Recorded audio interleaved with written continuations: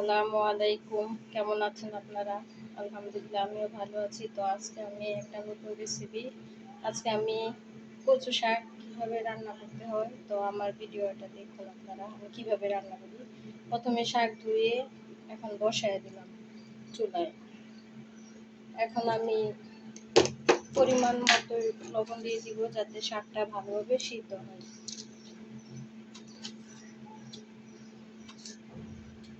এখন আমি লবণ দিয়ে দিলাম, এখন শাকটা আমি ঢেকে দিব, ঢাকনা দিয়ে সিদ্ধ হতে থাকবে। তো এই যে আমি এখন ঢাকনা দিয়ে ঢেকে দিলাম। তো এই যে আমার শাকের কি অবস্থা দেখি, এই যে শাক সিদ্ধ হচ্ছে।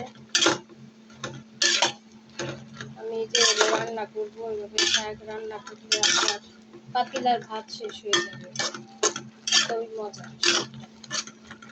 তো আরো সিদ্ধ হতে থাক, পানিটা শুকাতে থাক। আমার শাক সিদ্ধ হয়ে গেছে, এখন আমি ঝুড়িতে আরেকটা ঝরিয়ে নেব।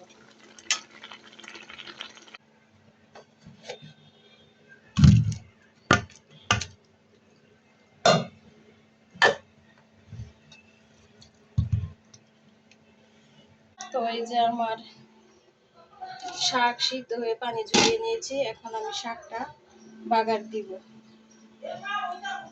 তো এখানে আমি পেঁয়াজ, রসুন, কাঁচামরিচ কেটে নিলাম। এখন আমার তেলও গরম হয়ে গেছে, এখন আমি পেঁয়াজ, রসুন দিয়ে দিব।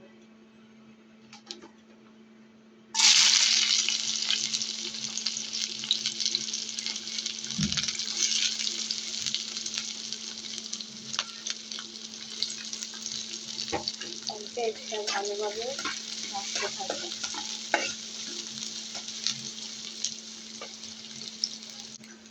এই যে আমার পেঁয়াজ ভাজা হচ্ছে। আমি এই শাকটা এইভাবে পাক করি, খুবই ভালো লাগে। গরম ভাতের সাথে এই শাকটা আপনারা খেয়ে দেখবেন। পেঁয়াজটা ভাজা হচ্ছে, এটা একটু বাদামি কালার করে ভেজে নিব। এই যে আমার পেঁয়াজটা ভাজা হয়ে গেছে, এখন আমি এর মধ্যে অল্প একটু পানি দিব।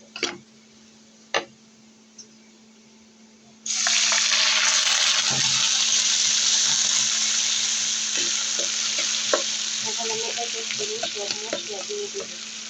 প্রথমে এখানে দিয়ে দিব হলুদের গুঁড়া পরিমাণ মতো অল্প, তারপরে দিব মরিচের গুঁড়া,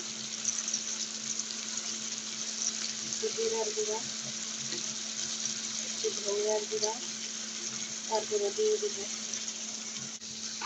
তারপরে দিব অল্প একটু লবণ, কারণ আমি আগে সিদ্ধ করার সময় লবণ দিয়ে দিচ্ছিলাম, তো একটু একটু লবণ দিব।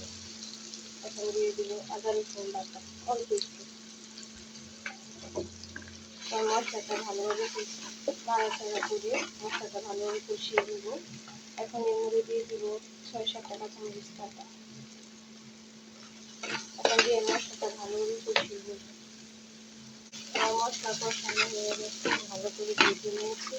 এখন আমি শাকটা দিয়ে দিব, সিদ্ধ করে রেখেছি।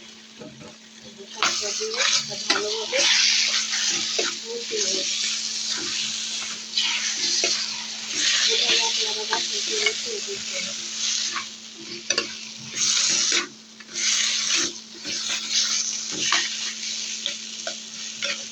ভালোভাবে নাড়িয়ে মিশিয়ে দিব।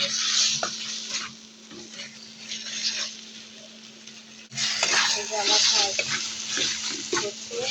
তো কে কে এভাবে রান্না করে খান, কমেন্ট করে জানাবেন।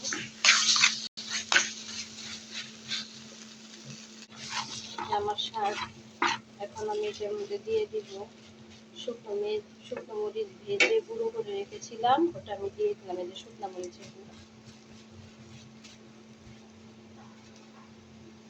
এখন এটা ভালোভাবে নেড়ে নিব। আমি আগে থেকে গুঁড়া মরিচটা ভেজে গুঁড়ো করেছিলাম। আর পেঁয়াজ, রসুন, একটু মশলা একটু ভালোভাবে কষিয়ে তারপরে সিদ্ধ করা শাকটা এইভাবে দিয়ে দিবেন। তো যদি আমার ভিডিওটা আপনাদের ভালো লাগে তো অবশ্যই এভাবে রান্না করে খাবেন। আমার শাকটা প্রায় রান্না করা শেষ, এখন আমি চুলা থেকে নামিয়ে নিব শাকটা। তো এই যে আমার শাক ভাজি করা শেষ, তো যদি আপনাদের এই ভিডিওটা ভালো লাগে তো সবাই একটা লাইক, কমেন্ট, শেয়ার ও সাবস্ক্রাইব করে দিবেন। তো আমার ভিডিওটা কেমন লেগেছে আপনারা কমেন্ট করে জানাবেন। তো সবাই ভালো থাকবেন। আল্লাহ হাফেজ।